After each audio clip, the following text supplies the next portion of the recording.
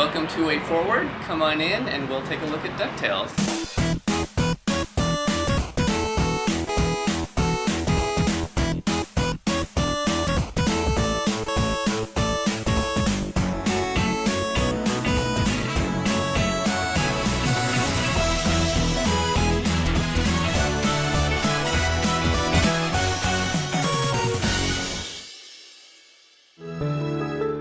First step in creating the backgrounds was to really study the NES levels. We had the NES maps, blocked out. We had the entire map from both a level design perspective and sort of a art layout perspective. We looked at the levels and to try to interpret, what the feeling was. For something like Transylvania, when you look at the actual original layout, it feels like it's broken into a few different areas. There's kind of a dungeon, underground, very brick area where you have the spikes. There's the entryway, kind of a foyer, and there's like doors and sort of some wood and some like wallpaper kind of falling off, and then the grand ballroom with the red drapes.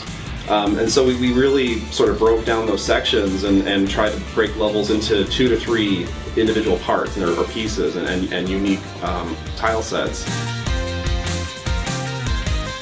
So in some levels, it is all just a big long either a series of rabbit trails or a big loops in on itself. And if you'd only know that you could start here and just wander in, you could get to the boss right away. And it seemed like, well, what we ought to do is make sure that players see a lot of the key or most memorable parts of the level. Like Transylvania would be kind of a shame if you never went and did the minecart. So we had this mechanism introduced early on to split up the nephews and have you go and find each one and put a kind of a mini boss there. I personally like the kind of cheesy Haunted Mansion feel of things anyway, so I fell in love with Transylvania immediately, from the mummy to the skeleton duck. I always liked the Transylvania level in the original game. That I'd say was my favorite because I liked the music and I always liked the bad guys. I love the skeleton duck and the mummy duck. So I kind of gravitate towards that in the new game too.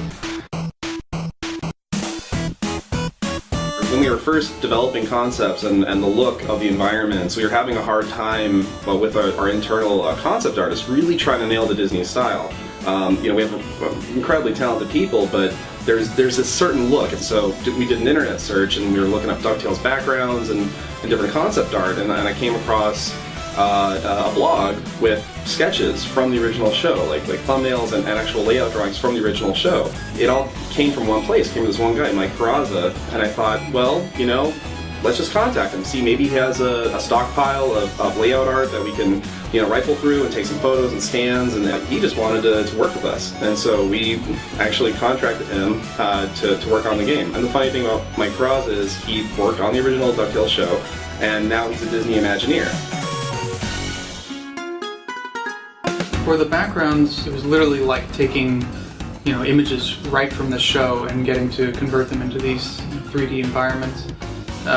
So it was absolutely a blast getting to sort of cut them up and place them together to create, the depth that you see in the game. And we would take the individual layers of that mountainscape and just sort of subtly take out, the contours of that mountain, make the forms that are closer to the camera actually come out towards you with really basic geometry, but the effect was actually really powerful. We have an employee who worked at Disney Television as a background painter for 10 years. And so after Mike Peraza would do the layouts, we would give it to our background painter, and he would paint the backgrounds to just look like the show. And he had DuckTales open in the background. We're watching the original episodes like while he's working on our DuckTales painting. So we started, rather than just with a concept, we started with what would be a finished background painting for the show, with every detail meticulously painted. It's funny, it ended up being very similar to the way old cell animation was done, with multiple layers for the backgrounds to start scrolling. So all the paintings are as high quality as you would do for something that would be completely flat and traditional, like some of the past 2D HD games we had done.